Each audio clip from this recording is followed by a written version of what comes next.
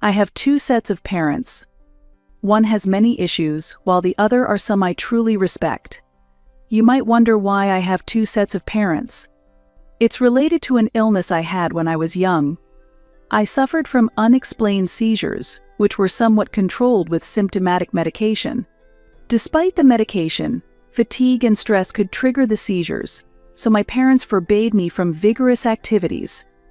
Although the doctor said I could lead a normal life, my parents instructed me to skip physical education classes and limited my playtime with friends outside. On the other hand, my younger sister Hannah was the exact opposite of me. She was robust, energetic, and excelled in sports. She inherited all the good traits from our parents and was universally acknowledged as a beauty. She was particularly passionate about volleyball. When she joined a club team, her talent blossomed, and she quickly became a regular star player. Hannah even practiced with older players due to her skill level. Watching her, I felt proud yet envious, but I supported her. That's when the differences in how our parents treated us began to show. Firstly, the food was completely different. Hannah received luxurious athlete meals considering nutritional balance, whereas I only got white bread and instant soup. Sometimes I received leftovers from her meals. The difference in clothing was stark. Hannah wore popular sports brands from head to toe, while I received plain and unfashionable clothes, likely secondhand. I was neglected at events like birthdays, Christmas, or promotions, where Hannah was the center of attention. This discriminatory treatment was a daily reality for me. My innocent sister would cheerfully invite me to play volleyball with her. She simply wanted to share her love for volleyball with me. I can't play sports, sorry. Then, how about just passing the ball to me? I thought that might be okay, but our parents wouldn't allow it. Especially my mother, who would sternly yell, "You never know when you might have a seizure, so just stay quiet." She treated Hannah gently, pampering her with kind words. Later, when I was alone, I would cry from the loneliness and sadness that gripped my heart. A significant event occurred in the spring when I was in the first year of middle school and Hannah was in the third grade of elementary school. That day, Hannah went to a match at a different school. I had a fever that morning. Despite knowing that my condition could lead to seizures, both parents went to accompany Hannah. The discomfort of my illness combined with the feeling of being left behind triggered a severe seizure around noon. Realizing the severity, I called an ambulance without hesitation. My next memory was waking up in a hospital bed. A nurse changing my IV smiled kindly upon seeing my eyes open. "Do you realize you're in a hospital?" I nodded slightly. Nervously, I looked around. There was no sign of my family in the hospital room. Has my family come?" "Your family will be here tomorrow morning. You're staying alone tonight." The nurse's response clarified the situation. My parents and Hannah hadn't returned from the volleyball trip yet. Despite being rushed by ambulance, no one seemed worried about me. I felt as if I was not a family member but an insignificant existence. Following this incident, my parents faced criticism from neighbors and started leaving me with my uncle when going out. My uncle worked for a video game company. He and his wife, who had no children, always welcomed me warmly, as if they enjoyed having a child around. They introduced me to new games and recommended their favorites.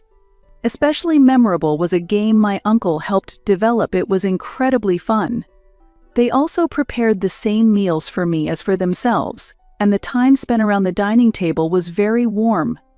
"It's a good experience for us to buy children's clothes," they said while shopping together. Having someone who treated me with such care made me look forward to visiting my uncle's house on Christmas Eve. At the end of my first semester in middle school, my father drove me to my uncle's house. The car was loaded with a large luggage, suggesting I would spend the winter break at my uncle's. Upon arriving and unloading the luggage, my father unusually entered the house. He seemed in a good mood, while my uncle looked somewhat troubled. The atmosphere was different, and I had a bad feeling about it. However, as I was not in a position to easily talk with my father, I could not voice my concerns and simply observed the situation. After a while, my father said cheerfully, "From today, this is your home." What? I was shocked, and there was a strangely excited tone in my father's voice. "I've decided to leave you in your uncle's care. Hannah is important to us. Frankly speaking, you with your illness are a hassle. So from today on, this is your home, and your uncle and his wife will take care of you." At my father's cold words, my uncle raised his voice. "What kind of way is that to speak? I'm just stating the facts. There's no point in hiding it. Now, I'll leave the rest to you." With that, my father turned his back without saying anything to me and left. My uncle, clearly angry, looked at me standing dazed and spoke to me gently. "Were you not told anything?" I shook my head and answered, "I heard nothing. What's going on?" My uncle guided me to the living room sofa and had me sit down slowly. With a troubled look, he said, "Actually, this has happened. A little while ago, during a distant relative's memorial service. At that time, my father told my uncle, 'We're sending Hannah on a volleyball study abroad for a year. To fund it, we're stopping the treatment for our eldest daughter.' My uncle was furious and said, 'That's incredibly unfair.' But my parents did not listen to him. They were only thinking about Hannah's volleyball study abroad. No matter how much my uncle and his wife tried to persuade them, it did not reach my parents. So, my uncle said, 'If you're going to stop the treatment, then I will take the eldest daughter.' Without hesitation, my parents accepted his proposal right there. My brother said you also wanted to move out, so I accepted it. But seeing you now, it seems you were not informed? It's still not too late. You should talk properly with your parents and come to a firm conclusion," my uncle advised. I realized that I had been abandoned by my parents. It was a shock. Is it still not too late? Maybe we could talk, but I felt it was too late to repair the relationship with my parents. I no longer felt a familial connection with them. "If you really will accept me, I want to stay here. Megan." "I won't be a burden. I'll help with housework. Please let me stay here." I stood up and pleaded. "If I were kicked out here, I'd have nowhere to go. I want to stay here." I was so worried about how my uncle and his wife would react. I was so tense that I lost all sense of time. Then, my uncle gently stroked my head. "Would you become our daughter?" I looked up to see my uncle smiling gently at me. Yes. Thus I was welcomed as a child of my uncle and his wife. Later we completed a special adoption process, and I officially became their child. Living with my uncle and his wife, I was cherished and began to regain my spirits day by day. My uncle encouraged me. "Try whatever you want to pursue." Thanks to him, I could participate in physical education classes and play with friends. My illness gradually improved. I truly felt fortunate to have become the child of my uncle and his wife. During that time, I started to take an interest in esports. Thanks to my uncle's job, I encountered many video games and became increasingly engrossed. Although playing games made me tired and fatigue brought the anxiety of seizures, my uncle and his aunt never forced me, only saying, "Play within limits and manage your time," allowing me the freedom otherwise. I grew increasingly determined to repay my uncle and his wife someday. In high school, I joined the esports club. The club was one of the top in the country. While competing with my peers, I enjoyed seeing myself grow stronger. I felt joy in being able to excel. In my second year of high school, I won a major competition against a strong school. That day, I was so happy I ran home excitedly to tell my uncle and his wife. The seizures had also stopped by then. Before graduating from high school, a doctor told me my illness was completely cured and I had become as healthy as Hannah. After graduating from high school, I began my career as a professional esports player. My uncle and aunt always supported and celebrated my achievements. By the time I was over 20, I started to achieve consistent good results. Now, at 22, I am recognized as a top player. It's almost been 10 years since I was taken in by my uncle and his wife. I've been thinking about expressing my gratitude in a big way. As Christmas was approaching, I was contemplating something memorable as I headed home, when I noticed unfamiliar shoes at the entrance. I'm home. Is someone here? As I entered the living room, I saw a girl about high school age sitting there. My uncle and aunt were sitting across from her at the dining table. "Welcome back." "Who is this?" I blurted out, but she looked somewhat familiar. Could it be Hannah? Megan. Though I didn't recognize her immediately, the remnants of her childhood face were there.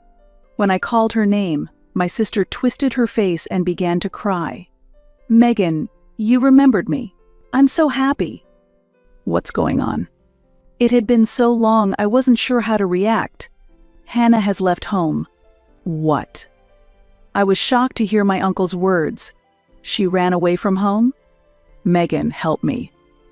With a trembling voice, my sister shared the tough times she had endured at home. Particularly, the way our father had separated us was a big shock to her. When she was still in 3rd grade, she pleaded desperately with our parents to bring me back home if she quit volleyball. However, our father harshly scolded her. "I'm doing this for you. Pull yourself together." And our mother said, "You're my only child. I'll support you, so aim to be a great volleyball player." Ignoring my sister's feelings, our parents thoroughly controlled her life, forcing a volleyball-centered life on her from childhood until now, her senior year in high school. Then, during a discussion about her future, she courageously said she wanted to quit volleyball.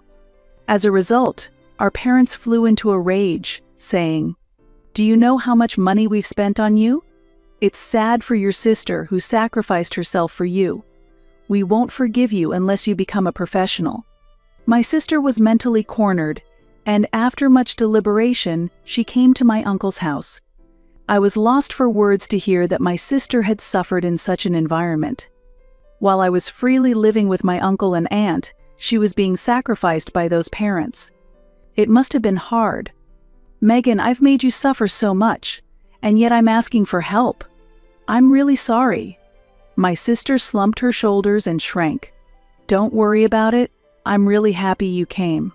As I said this, my uncle and aunt also nodded with a smile. It was definitely right for my sister to have fled. The wrong ones were our parents. "It's okay, I'll help you." To be honest, I still felt a bit scared of our parents. I really didn't want to deal with them, but I wanted to help my sister somehow. What should I do? After some thought, I made a plan. I decided to execute it on Christmas Day. Dressed in a suit, I visited our parents' home for the first time in 10 years. When I pressed the doorbell, as expected, the door swung open vigorously. "Welcome back." Finally came, huh? My parents welcomed me with an oddly unnatural smile. They had been informed through my uncle that I was coming. They must have known the discussion would be about my sister. Still, I was surprised by their overly friendly attitude. "Welcome back. You finally came. What are these people who abandoned me saying? It's cold, isn't it? Come inside." "No, I'm fine here. I'm busy and not planning to stay long." As I responded, their expressions briefly darkened, but they quickly remade their smiles. Then, they spoke loudly. "So, you're a pro in esports, huh? Dad is proud? And Mom too. You've won lots of prize money, right? I've been bragging about you in the neighborhood. Come back home." I was annoyed by their attitude and retorted, "Why? Why? Because a family should be together, shouldn't they?" I was dumbfounded by my father's words. "After you abandoned me, what are you even saying now? I've prepared a room for you. Aren't you happy? We're also setting up a good internet environment for your work. Leave it to Dad." They kept adding comments, trying to engage me. These people were not talking to me now. They were addressing the neighbors. They were deliberately speaking loudly about my being a professional in esports and their support for it to the neighborhood. Just like when they sent Hannah on a volleyball study abroad, this was just for show. I saw right through my parents' intentions and told them, that won't mean anything. What do you mean? I'm planning to retire soon. What? My parents' faces stiffened in an instant. Being a professional player requires reflexes, concentration, and physical strength. I can't keep up with the younger ones, so I'm thinking of retiring before I start losing sponsors. My parents visibly panicked. So, what will you do after you retire? Unemployed, I guess. The smiles disappeared from my parents' faces, replaced by expressions of anger. Don't be ridiculous. Being unemployed is too embarrassing. What am I supposed to tell people at work? It probably won't reflect well on you. Just give up on me. I never intended to come back to this house anyway. Don't joke around. Who do you think you're talking to? My father's shouting echoed through the quiet neighborhood. My mother, concerned about the neighbor's eyes, hastily looked around. Anyway, I came here today to talk about Hannah. She's doing well at my uncle's place. That's awful. You took her away by force. Give her back. My mother suddenly played the victim, so I glared at her coldly and declared, I'm not giving Hannah back. I will take care of her responsibly. What are you saying? I'll call the police. Right now. I responded calmly to my frantic parents. I've already spoken to the police and contacted child services. I've consulted with a lawyer too. You are the offenders. What are you talking about? To take care of my sister, I had consulted everywhere possible. I was worried about being accused of kidnapping by my parents, and there might be other laws or regulations I didn't know about. Hannah was 18, legally an adult. As an adult, she could decide where to live and what to do without being bound by parental authority. She had said, I couldn't stand the pressure from our parents anymore, and I left home on my own will to live with my sister. Therefore, there was no issue with her actions. This made me visit my parents without any worries. We no longer need to live as tools for you. Neither I nor Hannah can be happy here. Out of the corner of my eye, I saw neighbors peeking out. They had come to see what the commotion was about. Now was the time to make a scene. You stopped my treatment just to send Hannah on a volleyball study abroad. That's unbelievable. If my uncle and his wife hadn't taken me in, I might not be alive. I shouted with all my might. What are you talking about? Hannah was forced to play volleyball too. Her childhood was sacrificed for your vanity. Shut up. Ignoring what my parents said, I continued. What kind of parents threaten their child to become a professional player or else? Children are not your tools. Neither Hannah nor I will come back here. If you interfere, I'm ready to call the police and go to court. I just came to tell you that. After shouting, I glared at my parents. They twisted their faces and glared back at me. People from the neighborhood watched our intense exchange from a distance. I will never come to this house again. I left the house with my head held high. 8 years later, I retired at the age of 30. Originally, I planned to retire around 25, but supporting Hannah became a priority, and my own matters were secondary. Hannah had dreamed of becoming a physical therapist. She attended a preparatory school for a year, and then passed the entrance exams for a professional school. Though she was hesitant, I decided to cover her tuition.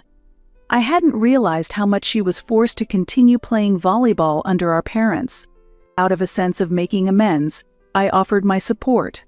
After graduating, Hannah obtained her qualification as a physical therapist. She now works supporting injured athletes and is motivated to repay her sister someday. As for those parents, the scandal with me spread quickly through the neighborhood 8 years ago, and they've been living uncomfortably ever since. While they were once praised as dedicated parents supporting their younger daughter's volleyball, the truth of their behavior had been exposed, and their unreasonableness had become well known. The truth had been questioned at my sister's high school, and at local gossip gatherings, The terrible actions my parents took when I was taken away by an ambulance were being talked about again. It seems they were bad-mouthed everywhere every day. The mask my father wore had slipped, revealing his true nature, constantly in a bad mood due to stress, blaming everything on my mother and yelling at her. I heard from the neighbors that they were now essentially living separately. The reason I know so much detail is that my mother has been defending herself to those around her, claiming she was not wrong, she did everything for her children, and that she was the victim. Yet, they haven't divorced. Perhaps their pride, which lives for appearances, won't allow it. Their relationship has cooled completely, and they may continue blaming each other until death. What a lonely life. Thanks to my unexpectedly long career as a professional, I managed to save a considerable amount of money. With that money, I bought an apartment for my uncle and aunt as a way to show my gratitude. Initially, my uncle and his wife were hesitant, but after much persuasion from my sister and me, they finally accepted it. Seeing them exchange smiles in their new apartment, I truly felt happy to have been raised as their child. Later, I started living a relaxed, slow life in Miami. I wanted to spend some time in a warm place, enjoying peaceful days. While it may seem there is a strong bond between parents and children, desires can cause irreconcilable hatred due to even small differences. Looking at the blue sea and sky, I felt the depth of life. 3 years later, motivated by a desire to experience working like my uncle, I took a job at a general company. I ended up working at a local IT company, utilizing my skills as a programmer and getting along well with my colleagues. One day, while watching TV with a colleague, they pointed to the screen and asked, "Isn't that your sister?" On the screen, there was my sister being interviewed as a physical therapist who was handling the rehabilitation of an injured volleyball player. Being able to understand the players' feelings allows me to support them better, she said proudly during the interview. Seeing my sister liberated from being forced to continue volleyball and thriving in the path she chose filled me with joy. My uncle and aunt are enjoying their peaceful retirement in their new home. On weekends, my sister and I are invited for meals, spending time like a real family. Lately, my uncle has been sharing more memories from his days in game development. "I'm really glad I took you in. I feel the same. If it weren't for you, I don't think I could have experienced this happiness." As for my biological parents, I occasionally hear rumors about them. My father has taken early retirement, and the cold relationship with my mother continues, each leading a lonely life in old age. Recently, my sister told me she was getting married. Her partner is a nurse she met at the hospital. Drawn to his kindness, she mentioned that my uncle and aunt would be the guests of honor at the wedding. Those people. I don't plan on inviting them. They have no part in my new life. My sister was firm in her decision. Preparations for the wedding were progressing smoothly. It's been more than 10 years since I left home, and I've been reflecting on what family really means. Blood relations may be important, but what's more crucial is mutual care and support, as my uncle and aunt taught me. On the wedding day, my sister and her fiancé exchanged vows with beaming smiles. The venue was filled with my uncle and aunt's friends, creating a warm atmosphere like a large family. Megan, thank you so much. I'm truly grateful to my uncle and aunt too. Hearing my sister's words, I quietly smiled. Whether or not you're related by blood, a true family is something you build yourself, and I felt that deeply in that moment.